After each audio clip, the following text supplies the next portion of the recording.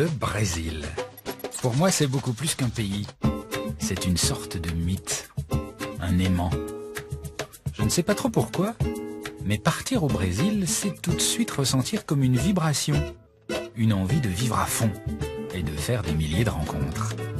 Pour aborder ce pays gigantesque, grand comme 16 fois la France, j'ai choisi la méthode douce. Ce sera par la côte et par le sud, le Brésil comme on l'imagine, avec des plages infinies, une joie de vivre, des couleurs partout. Et puis Rio, regardez. Rio qui est d'abord un spectacle. Un spectacle incroyable avec l'océan, le pain de sucre, la ville qui se mélange avec de la montagne, de la forêt luxuriante, des baies magnifiques, la plage, le soleil, tout ça au pied du Christ du Corcovado qui est juste là. Et qui prend l'ensemble dans ses bras. Il n'y a pas beaucoup d'endroits au monde comme celui-là.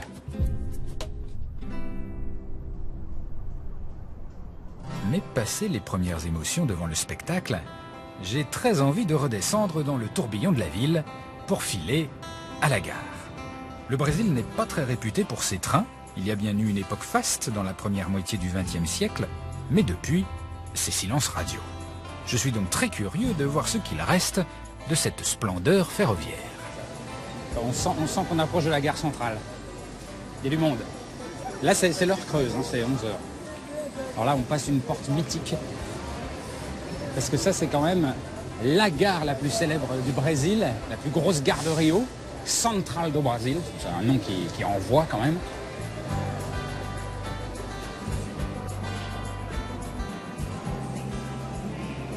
Alors cette gare, en fait, elle n'est pas vraiment au mieux de sa forme. C'est pas le meilleur moment de son histoire.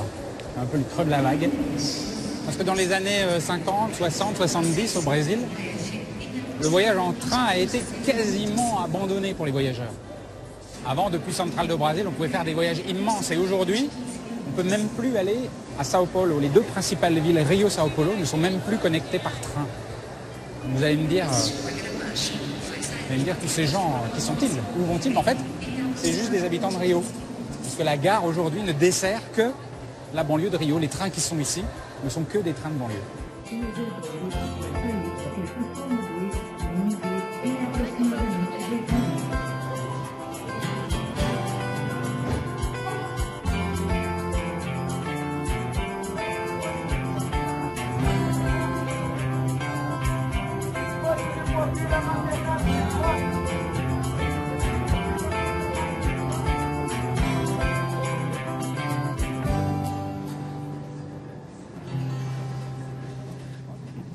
Hola. Bonjour, je peux m'asseoir à côté de vous? Oui. Et qu'est-ce que vous faites alors avec ça? Qu'est-ce que c'est? C'est de l'acétone. L'acétone? Ah, ça c'est pour... C'est pour enlever le vernis de mes ongles. Parce que vous n'aimez plus le doré? En fait, la couleur commence à partir. Ça fait longtemps que je l'ai. Et pourquoi vous aviez décidé de mettre du doré? La couleur dorée, je l'ai mise pour le début de la nouvelle année. En fait, pour nous, c'est une couleur qui apporte de la chance et la fortune. On la retrouve partout ici, même dans nos drapeaux. Et alors, est-ce que ça a marché? Est-ce que ça vous a apporté de l'or et de l'argent? Oui. Oui? Ah, c'est vrai? Oui, oui. Qu'est-ce que vous avez eu? Eh bien, après avoir mis ce vernis, on m'a proposé un entretien. Si? Ah bon? Comment ça? En début d'année, j'ai passé 3 entretiens, mais personne ne m'avait rappelé. Et après avoir mis le vernis doré, ils m'ont tous appelé. Les 3 en même temps. J'avais plus qu'à choisir. J'ai pris le meilleur poste. Mais alors pourquoi vous voulez l'enlever? Bah là, tu vois, il est en train de s'en aller. Du coup, je préfère l'enlever pour en remettre et que ce soit parfait. Vous n'en avez pas un petit peu pour moi, parce que ça a l'air de bien marcher? Malheureusement, j'en ai pas là. Mais la prochaine fois que l'on se croise dans le train, je t'en mettrai et tu verras, ça t'apportera de la chance. Ok, parfait. Merci. Obrigado. Et bonne chance. Le train me dépose tout près d'une favela, la plus grande de Rio, la Rocinha. Les favelas, c'est un peu un monde à part avec ses codes et une réputation sulfureuse, des conditions de vie souvent difficiles. Les favelas, c'est gigantesque. Plus du tiers des habitants de Rio y vivent.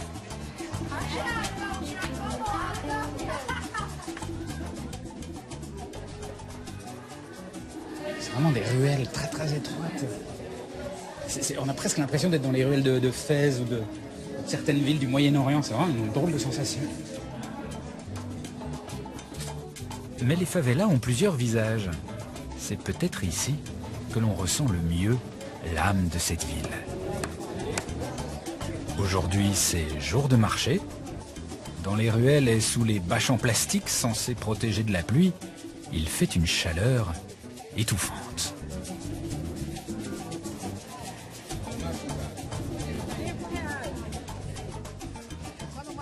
Et qu'est-ce que c'est ça? Ça, c'est du machiche. Machiche? Machiche. Qu'est-ce que c'est machiche? C'est notre petit secret à nous, les hommes. Pour les pannes. Tu vois ce que je veux dire? Quand ton épouse a beaucoup d'appétit, eh ben, tu prends du machiche et ça repart. Et c'est vrai? C'est verdad? Ben, en fait, j'ai jamais vérifié. Du machiche, moi, j'en ai pas besoin. Et ça, c'est quoi ça? Ah, ça, c'est de la ruda. Ici, au Brésil, les femmes ont le sang chaud, tu vois? Eh bien, cette plante, elle permet de les éloigner. Comme ça, pas de tentation possible. Tu restes seul. Du coup, ta femme n'est pas jalouse. Mais bon, elle sert aussi pour nous protéger les moustiques. Et les moustiques ici, c'est quelque chose. On va essayer quand les femmes.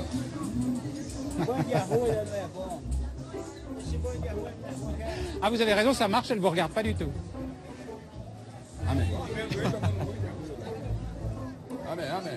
Isso aí, tá vendo? Falei, vai embora. Et ça marche. Ah ben là, ça marche pas, là. Aqui, ó. Ah bah, si, ça marche. Non. Ok, déjà. Et le bisou alors? Un petit bisou de rien du tout. On peut, c'est dans la Bible. Tu sais, la Bible. Et la Bible, quoi la Bible? Beijarás, La Bible dit que si tu salues ton prochain avec des baisers, des saints baisers, eh bien tu iras au paradis, tu seras sauvé. negócio. Não, não, claro. Tu vois, ça marche.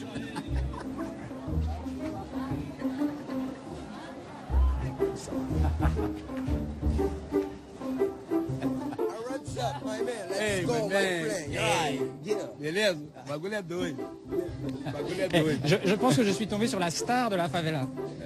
Vous êtes un star de la favela? Moi? Si. Moi? Si. Non. Si. Non, moi je suis quelqu'un de simple. J'habite au quartier, c'est tout. Sério? Si. Não, isso C'est toi la star.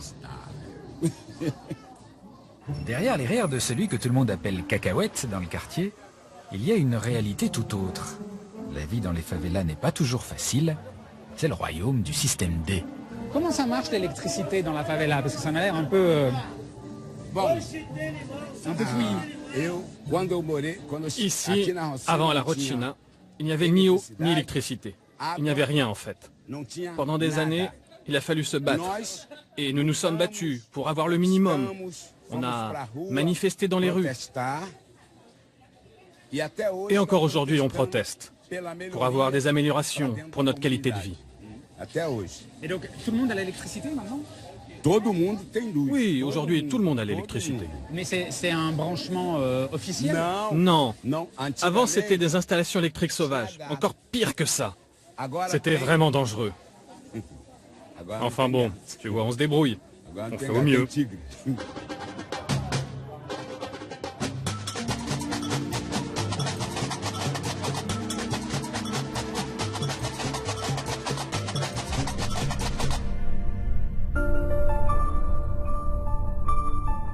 É, os- Ici, chama-se beco. on est vraiment dans le cœur de la favela. Les ruelles sont plus étroites. Quando se fala, Tu vois, quando a gente c'est plus sombre. É bom da laje? É bom Viens, da laje. viens. Vou pra laje agora. Reste près de moi, viens par là.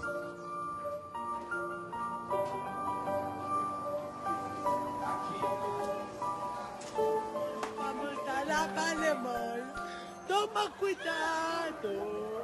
Tu tá ficando. Não fala isso não. Tu me conhece desde pequeno. Menino. Lá tu morava. Vous êtes incroyable parce qu'il suffit de rester à côté de vous sans bouger dans la rue et toutes les 15 secondes, il se passe quelque chose avec vous. Il est vraiment très connu, lui. Hein. Oui, ici, tout le monde connaît Cacahuète. Il est aimé par tous les habitants de la favela. Il a fait beaucoup de choses ici. On lui doit beaucoup. Qu'est-ce qu'il a fait de bien, par exemple? Il s'est vraiment battu pour que les choses s'améliorent dans le quartier. Il fait beaucoup de choses bien. Avant, on était obligé d'aller chercher l'eau avec des seaux. C'était très lourd et il fallait porter jusqu'à 40 kilos. Aujourd'hui, grâce à Cacahuète, on a tous de l'eau. C'est marrant parce que quand on vous voit faire le fou comme ça, on n'imagine pas tout ça. Je suis très ému quand j'entends ces mots. Évidemment, je n'étais pas seul pour faire tout ça, mais je suis fier d'y avoir participé. Et crois-moi, ça a été un long combat pendant la dictature. Il y a eu des affrontements contre la police et même des morts pour ce combat. Tu as remarqué, ici on parle beaucoup de Jésus-Christ. Il est partout. Et d'une certaine façon, moi je pense qu'il était un peu communiste, Jésus. Il s'est battu pour qu'on ait tous une vie meilleure. Mais moi je ne suis pas comme lui. J'essaie juste d'avancer et de suivre un peu sa manière de voir les choses. C'est pour ça que je me bats pour améliorer la vie dans ces quartiers, pour qu'il n'y ait pas trop de différence entre les uns et les autres. Ce qui me touche particulièrement, c'est que beaucoup de mes amis sont morts, soit tués par la police, soit morts de vieillesse. Et moi je suis là.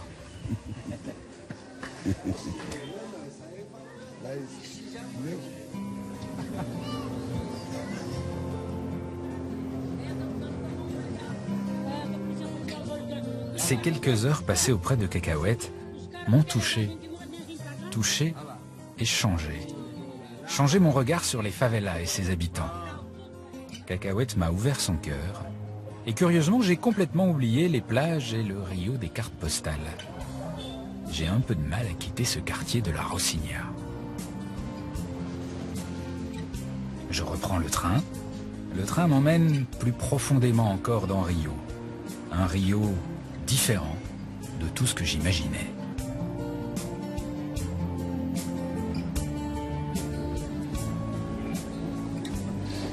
Voilà, bonjour.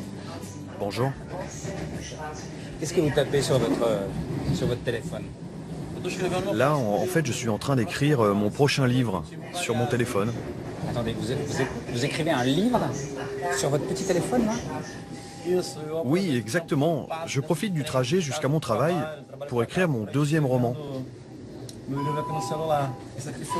Ça, c'est le premier que j'ai écrit. Et là, je suis en train d'écrire le second. C'est incroyable, ça. Et vous passez combien de temps dans le train pour écrire? À l'époque où j'écrivais mon premier livre, je passais 2 heures aller et 2 heures retour dans le train. Aujourd'hui, j'ai déménagé. Je n'y passe plus que 40 minutes, mais c'est suffisant pour écrire. Ah oui, donc le train, non seulement vous donne du temps pour écrire, mais c'est aussi votre inspiration. C'est ça, on fait des rencontres aussi. Un jour, j'étais assis là, comme d'habitude, et je me suis mis à discuter avec une dame, une mère de famille. Elle avait un petit frère, âgé de 14 ans. Il était à la dérive et vendait de la drogue dans les favelas pour le compte de gros trafiquants. Et elle me raconta la douleur pour cette famille de voir ce gamin prendre un mauvais chemin. Ça m'a beaucoup touché, car c'est exactement l'histoire que je racontais dans mon roman. Et on vous raconte beaucoup d'histoires dures comme ça dans le train? Oui, comme je passe pas mal de temps dans le train et que je suis curieux, j'entends beaucoup d'histoires, parfois drôles, parfois difficiles, et pas forcément en rapport avec le train. En tout cas, ça m'inspire et je retiens dans mes livres les anecdotes qui me marquent le plus. En fait, le train, c'est un moyen formidable de capter le quotidien des habitants de cette ville. Bon, je dois vous laisser, je descends ici. Bah, bravo, félicitations. Merci beaucoup. Obrigado. Ça c'est dingue quand même comme histoire. Mais il s'en va.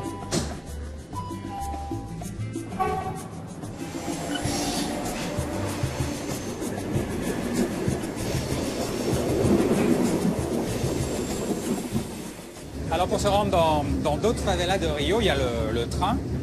Et il y a surtout un train qui est vraiment, mais vraiment pas comme les autres. Regardez, il est là, il est connecté à l'ensemble du réseau. Mais vous voyez, il a une tête un peu différente. On va aller voir ça.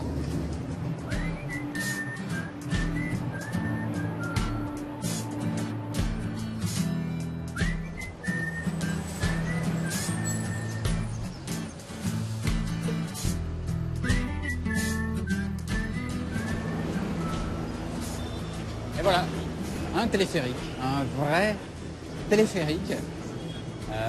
Pas pour aller faire du ski sur la montagne de Rio, parce qu'il n'y a pas beaucoup de neige. Pas pour les touristes, mais pour les habitants des favelas qui sont là, sous la ligne. Il y a 12 favelas à peu près. Et c'est une sorte de transport en commun, mais du ciel. Et ça, c'est pas banal. Un vrai train, pas comme les autres. Ce transport original a été conçu et construit par une entreprise française, grenobloise, spécialiste des remontées mécaniques. C'est le plus long transport urbain par télécabine jamais construit au monde. Ouh là là, ça fait peur, j'ose pas regarder.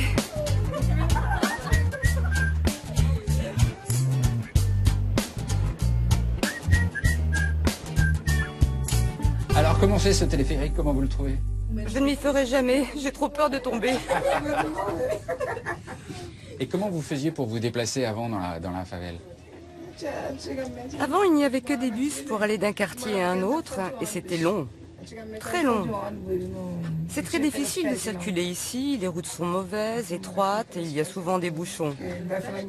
Tous les jours, les habitants passent des heures dans les transports. Et quand il n'y a pas de téléphérique, on n'a pas le choix. C'est la marche à pied ou le bus.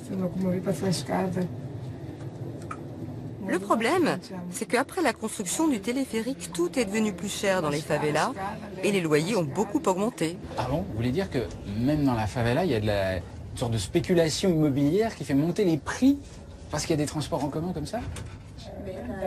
En fait, quand les travaux ont commencé, la police a dû redoubler d'efforts pour rendre la favela plus sûre, pour que le projet se fasse dans de bonnes conditions. C'était le début d'une grande campagne de pacification de ces favelas. Certains quartiers sont devenus plus calmes et même très agréables à vivre. Et qu'est-ce que vous appelez la pacification? Qu'est-ce qui s'est passé en même temps que la construction du téléphérique avec la police? En fait, avant l'arrivée de la police dans ces quartiers, on ne pouvait pas toujours circuler librement. Les rues étaient étroites et souvent fermées. Il y a eu une vraie volonté politique de changer tout ça. Ils ont créé des routes et des accès plus faciles et plus sûrs. Aujourd'hui, on circule plus facilement d'une favela à une autre. Ils ont aussi construit de nouveaux logements pour les sans-abri. C'est mieux. Mais croyez-moi, il reste encore beaucoup à faire. La vie n'est pas toujours simple ici.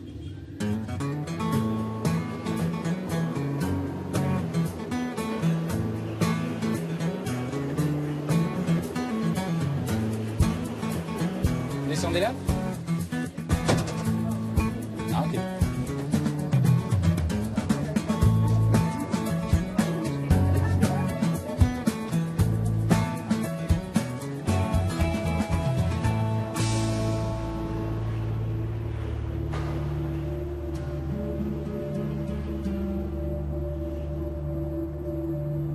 Un peu plus au nord, Nova Iguaçu, une des favelas les plus sensibles, où tout le monde ne rentre pas. J'ai entendu parler du candomblé. Le candomblé est une religion discrète, mais très présente au Brésil, un mélange de catholicisme et de croyances africaines importées par les anciens esclaves. J'ai réussi à obtenir une invitation à une cérémonie qui se déroule tout en haut, dans un coin perdu de la favela.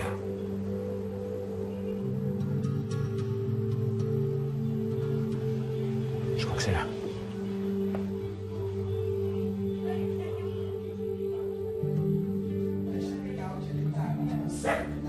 C'est là. Hola. Bonjour. Je peux entrer? Posso entrar? Venez, venez. Bonjour. Sou Philippe. Bienvenue, bienvenue chez nous. C'est très compliqué pour venir jusque chez vous. Il faut grimper, on arrive trempé et tout. Pourquoi c'est dans un recoin comme ça? Pour faire appel aux esprits, on a besoin d'être au calme, éloigné du bruit de la ville. Il faut de la concentration. C'est pour ça que notre chapelle est isolée, tout au bout de la favela. C'est mieux pour notre communauté. On dérange personne ici. Je peux rester là? Ici? Non. Asseyez-vous. À qui? Sur le banc, là. Ici? Oui, ici.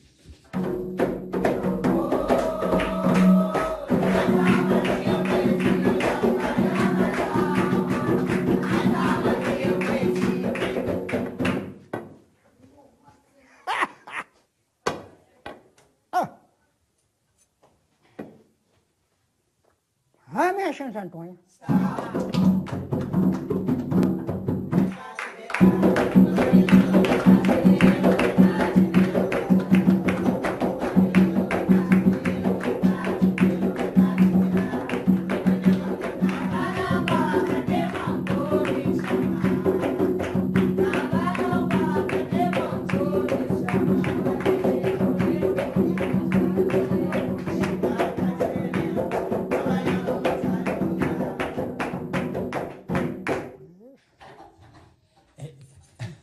Venez, monsieur Philippe, venez. Qu'est-ce qu'elle dit? Embrassez-moi, monsieur Philippe.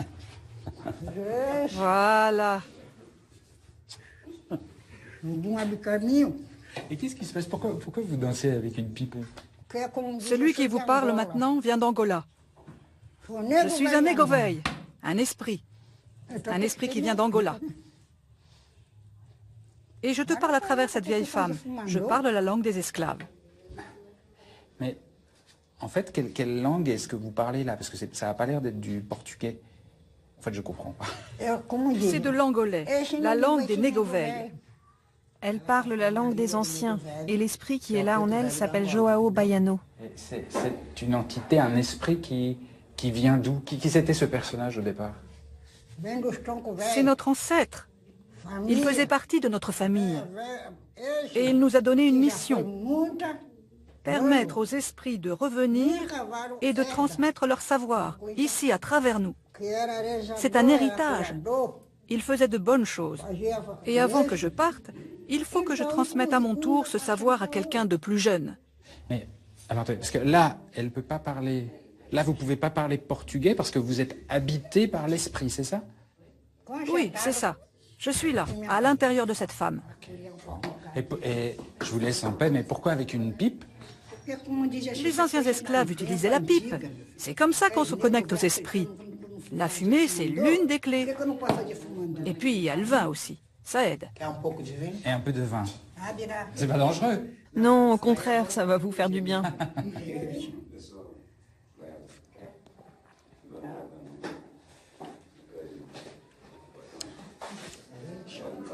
Un petit vin de pays.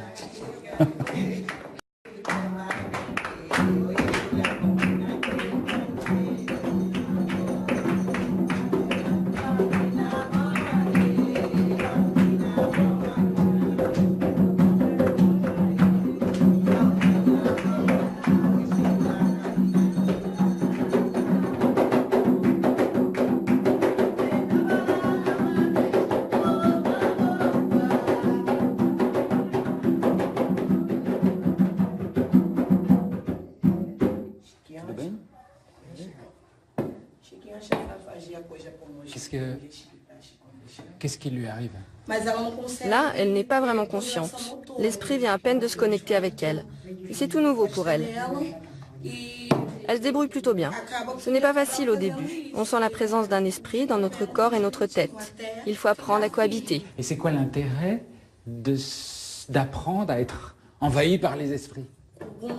L'esprit fait sortir toutes les mauvaises choses de notre corps. Il nous nettoie en quelque sorte. C'est une sorte de purification par un esprit. Oui, c'est ça, exactement.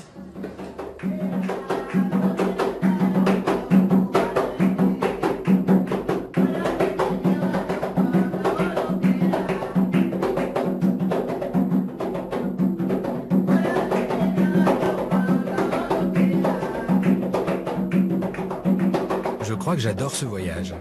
Je savais que le Brésil était un pays immense, mais je le croyais juste très grand par sa géographie. Il est en fait immense par la diversité, la variété des cultures et des rencontres.